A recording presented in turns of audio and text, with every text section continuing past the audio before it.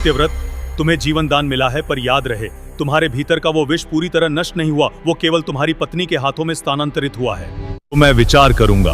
बताओ, संसार में सबसे भारी और सबसे हल्का क्या है? पति के पैर दबाने वाली स्त्रियां इस वीडियो को अंत तक जरूर देखें, क्योंकि इस साधारण सी दिखने वाली सेवा के पीछे एक ऐसा प्राचीन रहस्य छिपा है जो आपके परिवार की किस्मत बदल सकता है।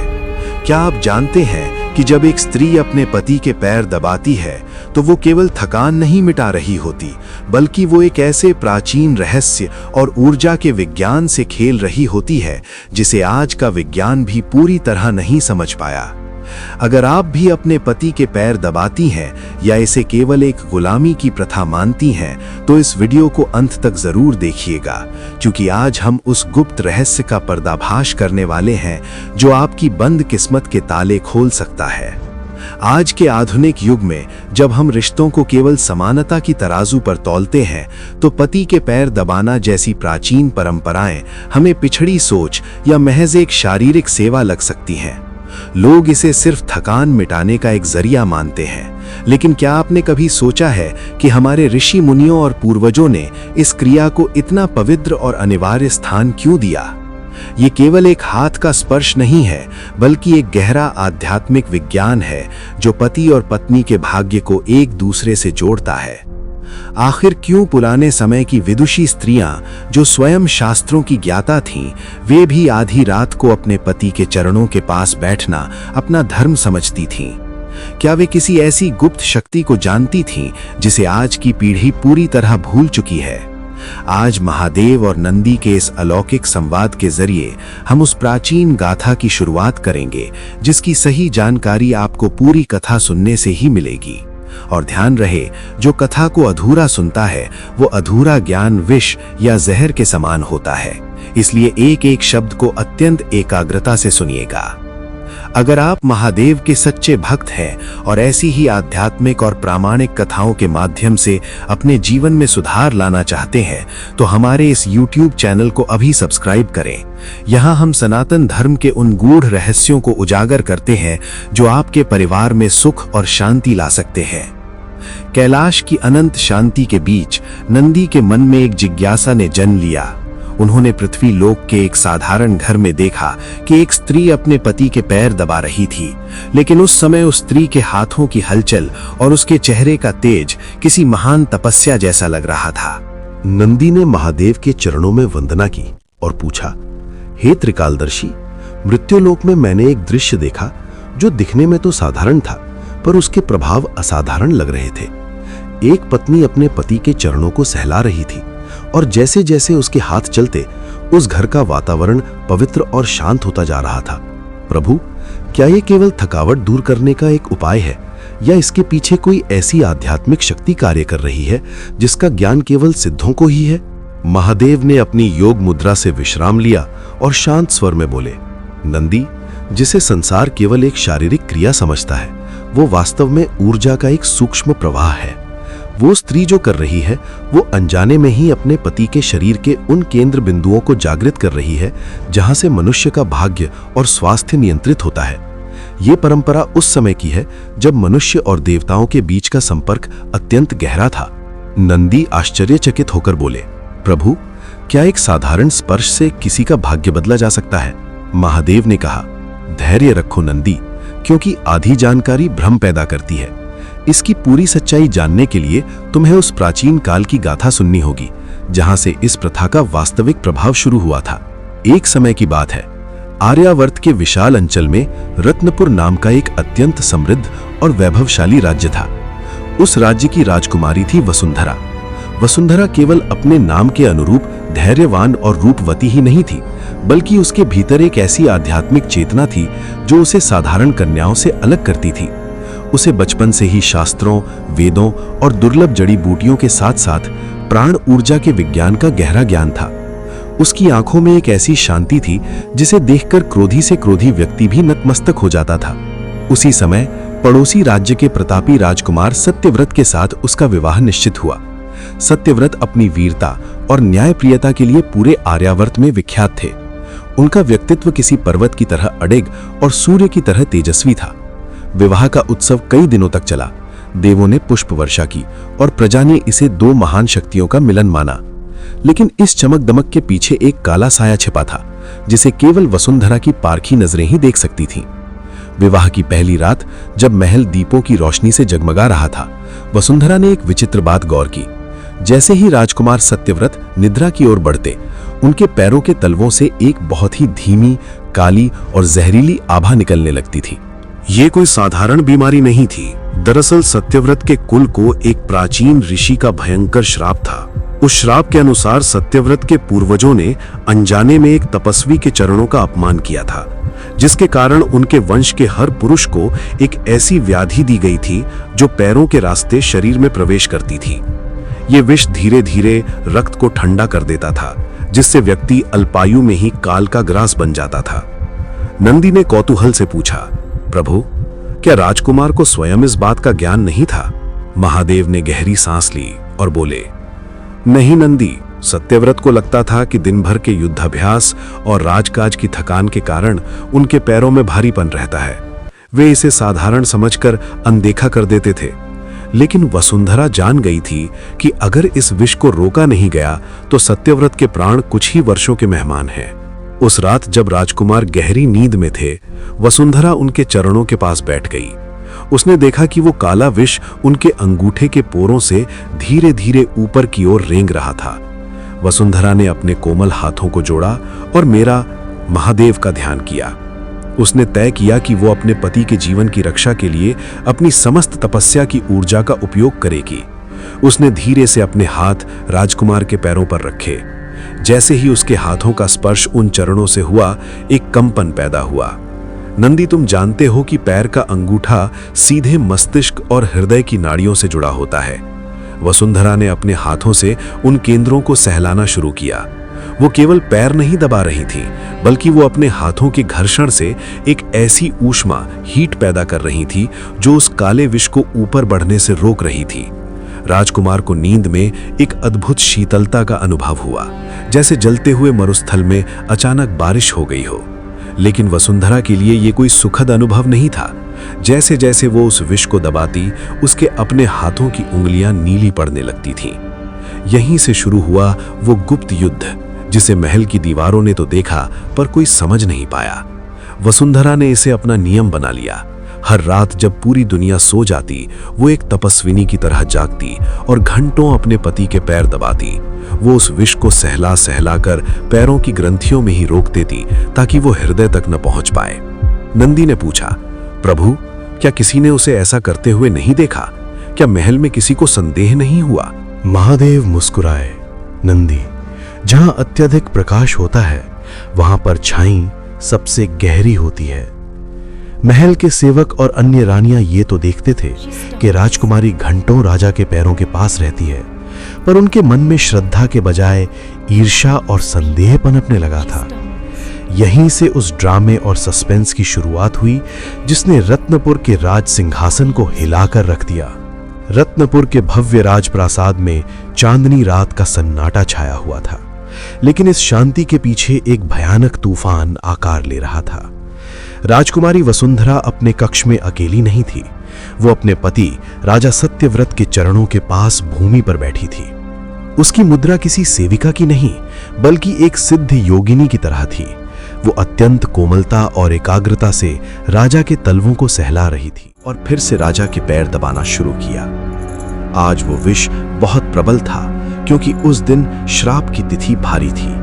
जैसे ही वसुंधरा ने जोर से अंगूठे को दबाया, राजा को एक बिजली जैसा झटका महसूस हुआ। राजा सत्यव्रत झटके से उठ बैठे। उन्होंने गरजते हुए कहा, बस वसुंधरा, क्या यही तुम्हारा प्रेम है? क्या तुम आधी रात को मेरे शरीर के साथ कोई गुप्त खिलवाड़ कर रही हो? महल के लोग सच कहते थे, तुम कोई साधारण स्त्री नहीं, बल्कि एक मायाविनी हो जो मेरी ऊर्जा सोख रही है। वसुंधरा स्तब्ध रह गई। उसकी आंखों से आंसू गिरने लगे। उसने कहना चाहा, स्वामी, मैं आपकी ढाल हूं, आपकी शत्रु नहीं। लेकिन उसका गला रुंध गया। राजा के क्रोध और अविश्वास ने उस सुरक्षा कवच को कमजोर कर दिया था जो वो हर रात बनाती थी। राजा ने गुस्से में उसे अपने कक्ष से निष्कासित कर दिया और आदेश दिया कि आज से कोई भी दासी या रानी उनके पैर नहीं छुएगी। नंदी ने व्याकुल होकर पूछा, प्रभु, अनर्थ हो गया, रक्षा कवच टूट चुका है। क्या आप उस निर्दोष स्त्री की तपस्या को व्यर्थ होने देंगे? प्रभु, क्या राजा ने अपनी मृत्यु को खुद ही आमंत्रित कर लिया? क्या वसुंधरा ने उन्हें सच नहीं बताया? महादेव ने लंबी सांस ली और कहा, नंदी, कुछ सत्य ऐसे होते हैं जिन्हें अगर समय से पहले बता दिया जाए तो उनका प्रभाव खत्म हो जाता है। वसुंधरा का मौन ही उसकी सबसे बड़ी तपस्या थी। लेकिन उस रात जैसे ही वसुंधरा कक्ष से बाहर निकली, वो काला विष जो अब तक पैरों में कैद था, तेजी से राजा की छाती की ओर बढ़ने लगा। सस्पेंस तो अब शुरू हुआ था, क्योंकि महल के बाहर काल के दूत पहरा दे रहे थे। जैसे ही वसुंधरा भारी मन और सजल नेत्रों के साथ राजकक्ष से बाहर निकली, पूरे महल का वातावरण अचानक बदल गया।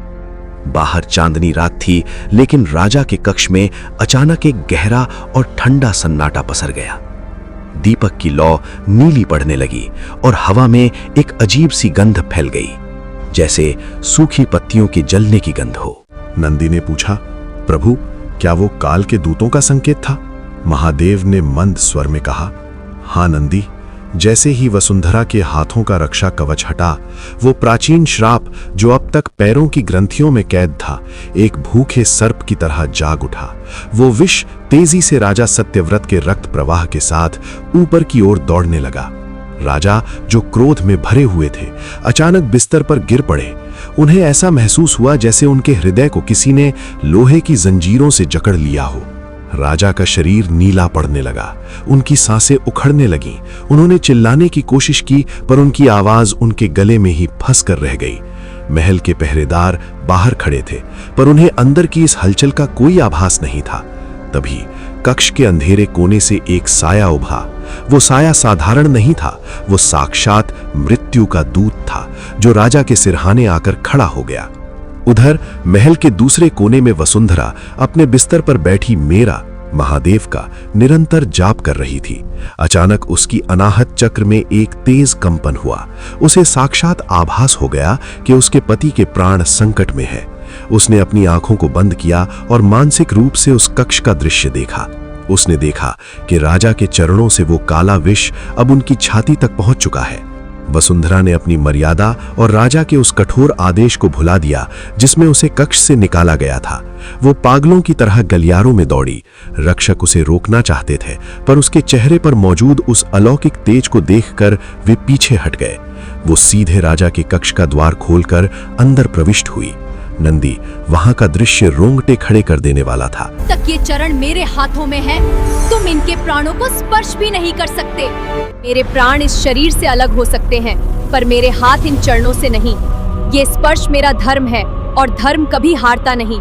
राजा सत्यव्रत अधमरे पड़े थे और यमदूत अपना पाश निकालने ही वाला था। प्रभु, एक सती की शक्ति के सामने काल का दूत भी कांप रहा है। सत्य की जीत निश्चित है। प्रभु, क्या एक साधारण नारी के स्पर्श से यमदूत रुक सकता है?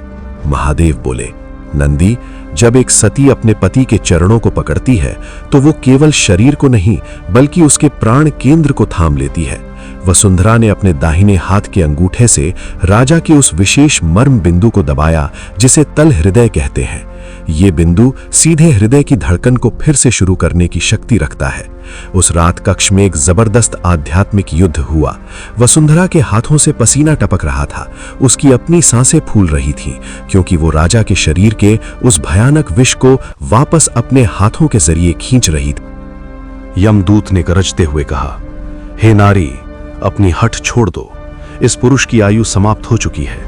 ये श्राप ही इसकी नियति है। वसुंधरा ने दृढ़ता से उत्तर दिया, हे दूत, तुम शरीर ले जा सकते हो, पर जब तक मेरे हाथ इन चरणों से जुड़े हैं तुम इनके प्राणों के सूत्र को नहीं तोड़ सकते। एक पत्नी के स्पर्श का अधिकार यमराज के अधिकार से भी बड़ा है।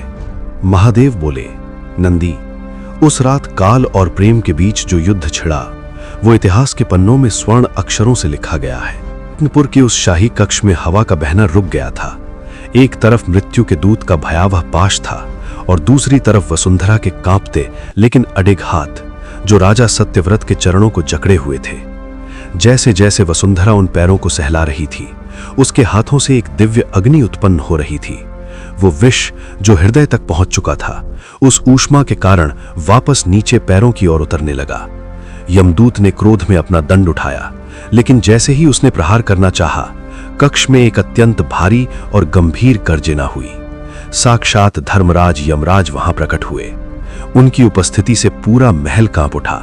उन्होंने अपनी गंभीर वाणी में कहा, पुत्री वसुंधरा, तुम महान हो, पर सृष्टि का चक्र रुक नहीं सकता। पुत्री वसुंधरा, बस करो, इस मनुष्य की आयु की रेखा समाप्त हो चुकी। महाराज, शास्त्रों ने कहा है कि पति और पत्नी एक ही प्राण हैं। यदि आप इनके प्राण ले जा रहे हैं, क्या धर्म एक आधे प्राण को ले जाने की आज्ञा देता है? हे धर्मराज, आप प्राणों के स्वामी हैं, पर मैं इस शरीर की अर्धांगिनी हूं। शास्त्रों ने कहा है कि पति के शरीर का आधा हिस्सा पत्नी का होता है। यदि आप इनके प्राण ले जाना चाहते हैं, तो मेरे हिस्से के प्राणों को कैसे छोड़ सकते हैं, जो मृत्यु को भी जीवन में बदल सकता है। वसुंधरा का उत्तर सुनते ही यमराज का पाश उनके हाथ से गिर गया। राजा सत्यव्रत की आंखें खुल गईं। उन्होंने देखा कि उनकी पत्नी, जिसे उन्होंने रात भर प्रताड़ित किया और कक्ष से निकाला, वो साक्षात काल से लड़ रही थी। राजा के चरणों से वो काला विष पूरी तरह गायब हो चुका था और वसुंधरा के हाथ नीले पड़ चुके थे। तभी मैं स्वयं और देवी पार्वती वहां प्रकट हुए। उस समय मैंने ही यमराज को शांत किया और संसार को वो गुप्त विज्ञान समझाया जो आज की पीढ़ी भूल चुकी है। महादेव ने नंदी से कहा, नंदी, मनुष्य के शरीर में चरण ही वो स्थान है जहां से ब्रह्मांड की नकारात्मक ऊर्जा बाहर निकलती है।